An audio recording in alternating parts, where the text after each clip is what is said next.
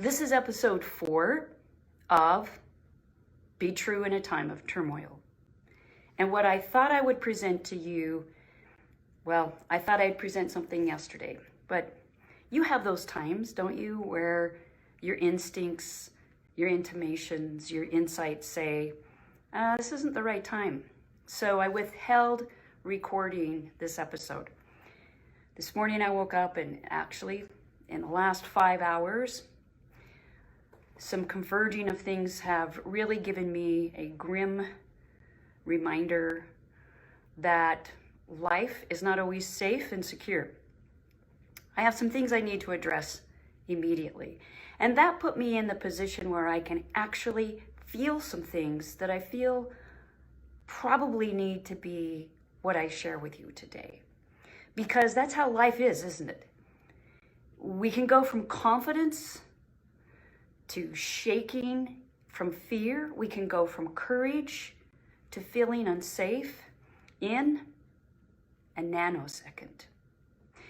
And so what I prepared for you, let me just get into it.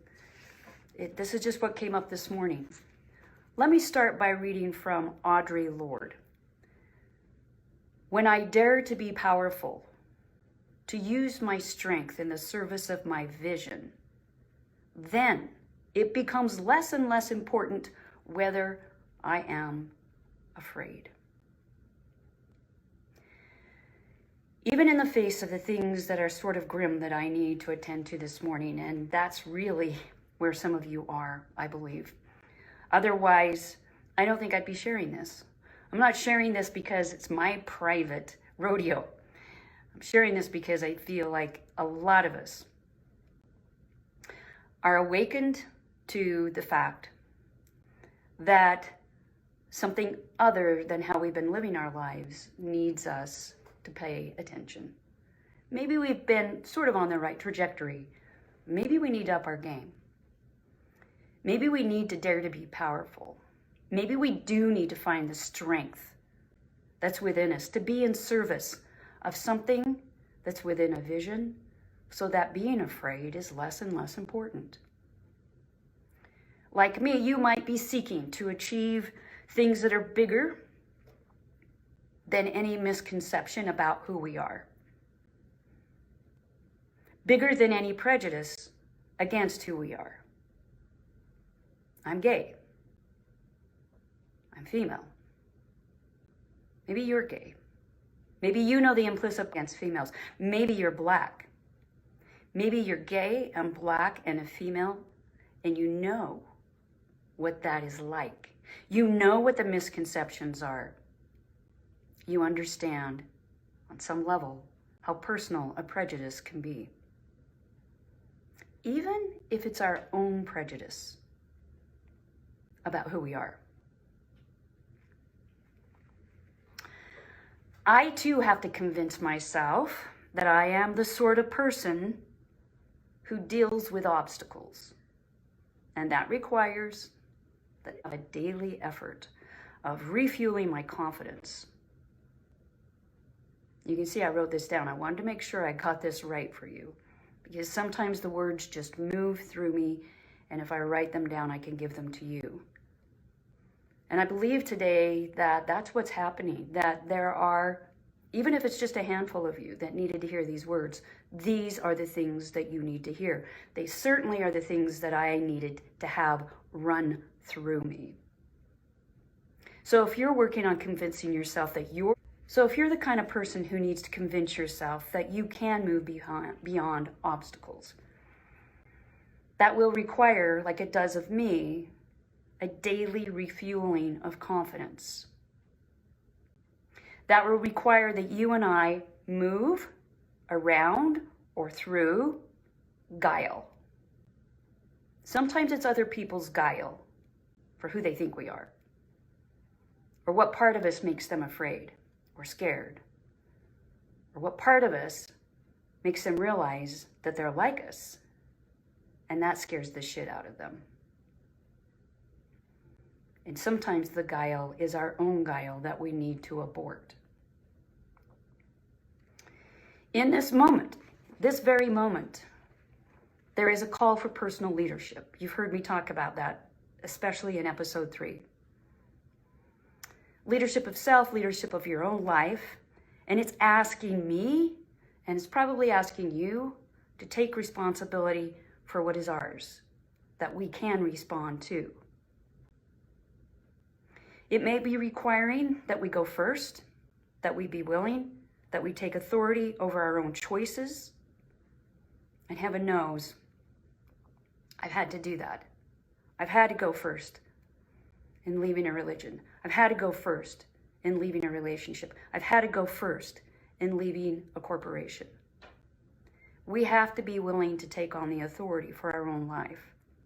And then once we do, sometimes the fruits of our labors blossom immediately, and sometimes the deepness of the roots must go over time and experience before they bear fruit.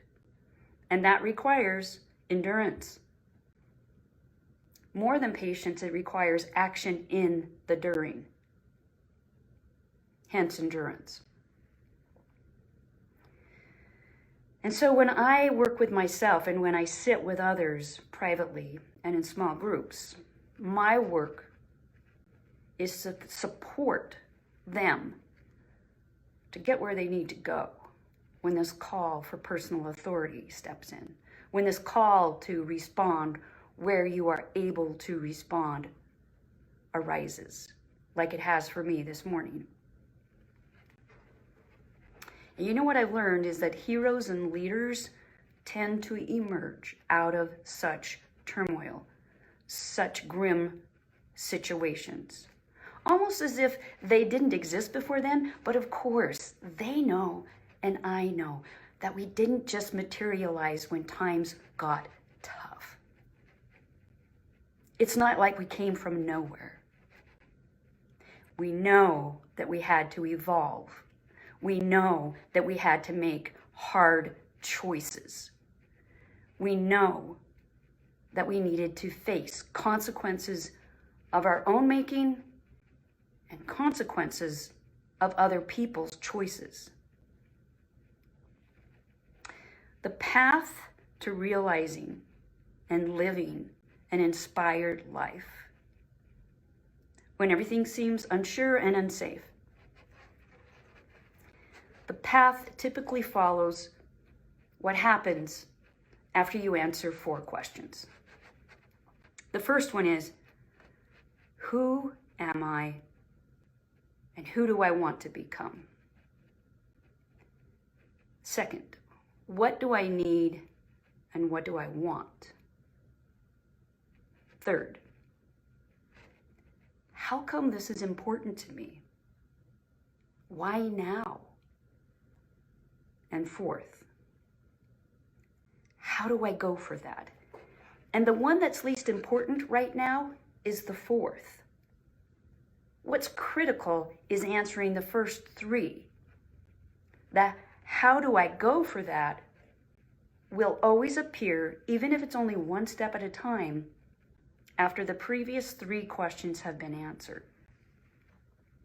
These are questions I'm sitting with myself.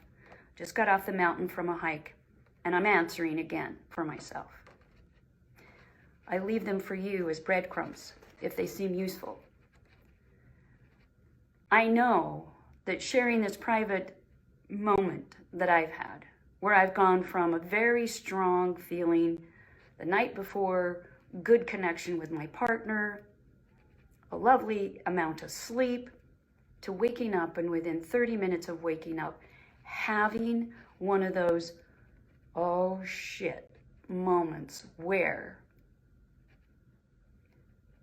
beyond my control, some things have happened, but now it's my responsibility to respond. You and I have the ability, we have the right to dare to be powerful. I don't know if you're the 1 or 2 people that I'm sharing this for. But if you want to sit with me and go through some of these things and share what's happening, give me a call. I'm not going to give you my phone number. You'll find it somehow. I'm not going to give you my email. If you're the right person, you'll dig just a little bit. You'll know that you're being called out because now is your time. And I will be here for you. Thanks for joining me.